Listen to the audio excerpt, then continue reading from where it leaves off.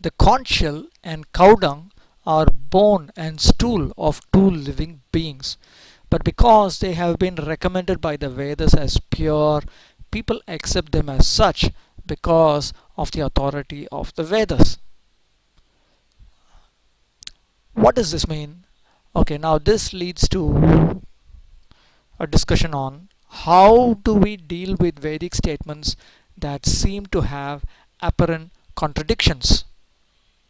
For instance, you have uh, a statement which says that stool is contaminating. If you touch stool, you must immediately take bath. And then you have another statement, also from Vedic literature, which says that the stool of a cow is very pure. Now, aren't these contradictory? You have one statement that stool is contaminating, and in order to purify yourself, you must take bath. And on the other hand, you have another statement that the stool of a cow is pure. What is the meaning of both of these statements? How can they be reconciled? This is a standard technique that you'll find in various aspects of Vedic knowledge. For instance, in Sanskrit grammar, in traditional Sanskrit grammar as presented by Panini, who is an ancient authority on Sanskrit grammar, both classical Sanskrit and Vedic Sanskrit, uh, he employs this in his writings, and you'll find this technique from the writers of various Dharma Shastras and so forth, that um, sometimes you find a general rule stated, and then at other times you find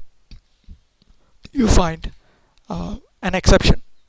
This is called Utsarga Apavada Nyaya, the logic of generality and exception. How does this work? Okay, I will read from um, a book on Sanskrit grammar and explain this principle, which applies similarly to other aspects of Vedic knowledge. And this is a basic principle that should be understood in order to understand how, even when we come across statements in Vedic literature which appear to be contradictory, we accept both of them as being valid. We do not reject either of them as being valid, nor do we reject both of them as being invalid. Uh, Here is first of all a mundane example that is provided. Brahmanan bhojayan kopi grihaswami sudan adishati. A householder tells his cooks when he wants to feed various brahmanas whom he has assembled at his home for a feast. Brahmanebhyo dadhidiyatam. Please give yogurt to the brahmanas. Takram kaundinyaya diyatam. Give buttermilk to Kaundinya, sage Kaundinya. Now, look at this. Now you have two statements here. One statement is serve yogurt to the brahmanas. And here's another statement. Serve buttermilk to the sage Kaundinya. Now, the sage Kaundinya is also a brahmana. So, what is the cook supposed to do? Is the cook supposed to serve yogurt to all brahmanas, including Kaundinya? So does Kaundinya get sage Kaundinya? Does he get both yogurt and buttermilk? Now here the remark is given. Atra Mahavakya Purvabhagena Brahmanatva Sadharanyat Praptam Kaundinyasyapi Dadhidanam Takradana Rupa Vishesha Vidhim Kurvata Uttarabhagena Badhyate. Now here Brahmanas in general have been told have been offered yogurt here. Now it appears that Kaundinya, who's certainly a brahmana and who's certainly a guest, he should also be given yogurt. However, he has been specifically singled out and he has been offered buttermilk. So from this we understand that the first statement to the cook, which was serve yogurt to the brahmanas, that is meant for all brahmanas other than the sage Kaundinya. एवं च पूर्ववाक्ये ब्राह्मणेभ्यः इति सामान्यं Kaundinya भिन्नत्वविशेषेण संकोचितविषयं पर्यवस्यति. And the instruction to the cook, serve buttermilk to Kaundinya, means serve only buttermilk to Kaundinya. Don't serve yogurt to Kaundinya.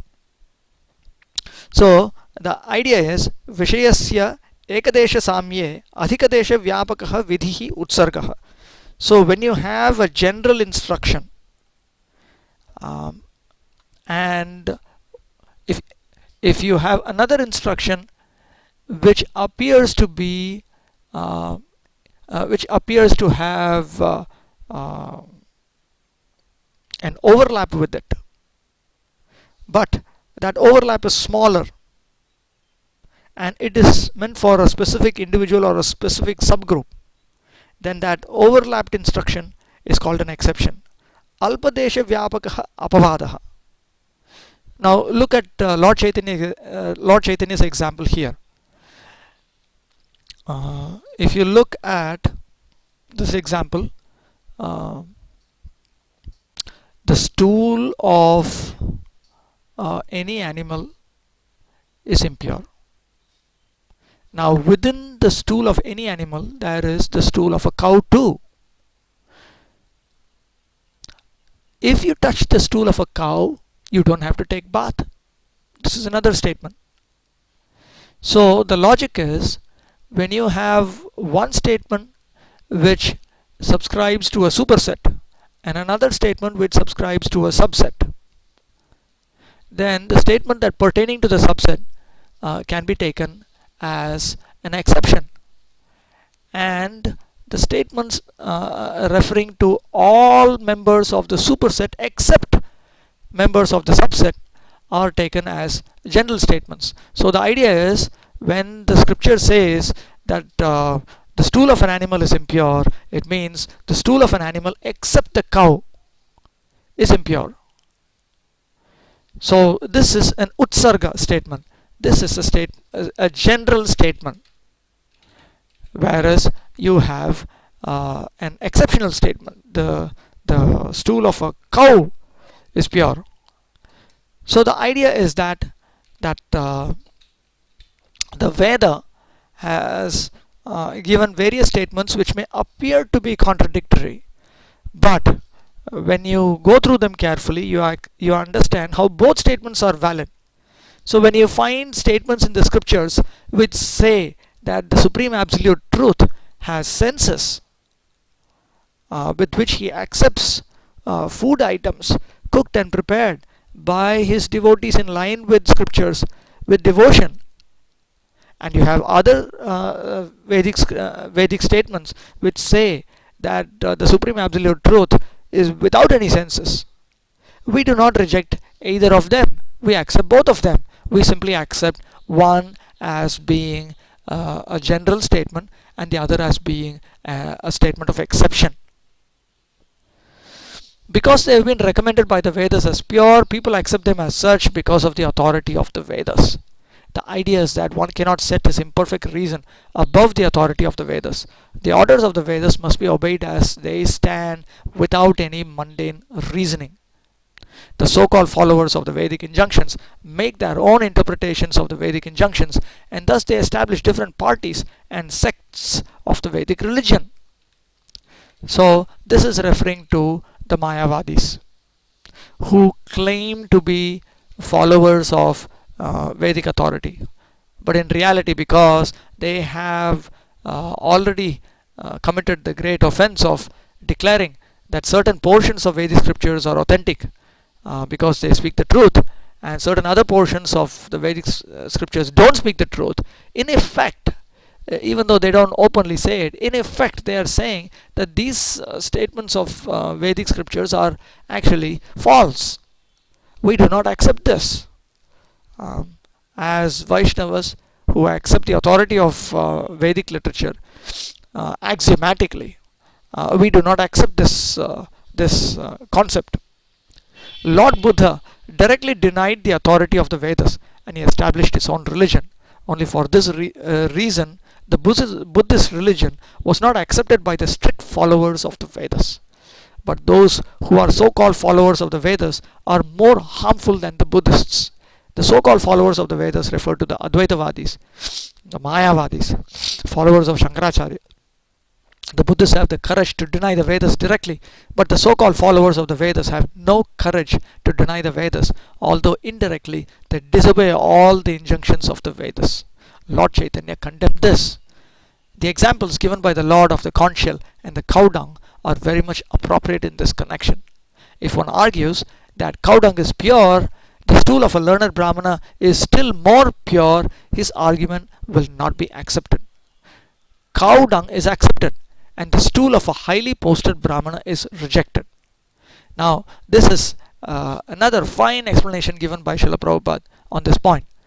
One should not use his mundane logic in order to try to understand the meaning of Vedic statements if his logic is contradictory with the conclusions of the scriptures.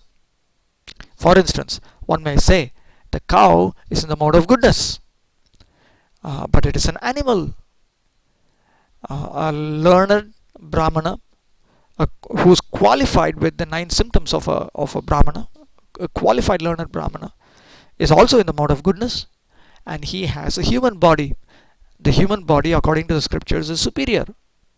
And if one uses one's mundane reasoning and thinks that it is reasonable to say that if the stool of a cow is pure, the stool of a qualified Brahmana is even more pure, and therefore if I touch the stool of a highly qualified Brahmana, I don't have to take bath. That is not accepted by followers of the Vedas, because when the Vedas says that the stool of a human being is impure, that's exactly what it means.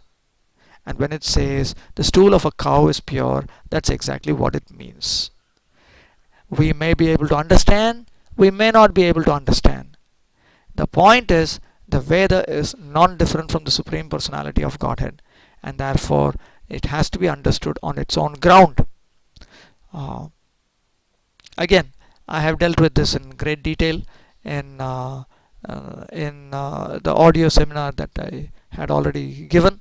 And for those who are interested in further understanding this topic, which is actually very, very important, I request that you go to the URL that I have given, http www.tinyurl.com/Vedic-authority, which will redirect you to a different place, and you can download the audios from there and you can listen, so that you will understand what Astikya actually means. The Lord continued, the Vedic injunctions are self-authorized, and if some mundane creature adjusts the interpretations of the Vedas, he defies their authority. The idea is the Vedas have to be understood as they present themselves, and therefore whatever is taught in the Srimad Bhagavatam, we accept it. Whether the Srimad Bhagavatam talks about cosmology in the 5th canto, or whether it talks about sociology in the 7th canto, there's no question of not accepting its validity. Whatever is stated in the Veda has to be accepted, because Vedo Narayana Sakshat. The Veda is Lord Narayana himself. The Veda is Krishna himself.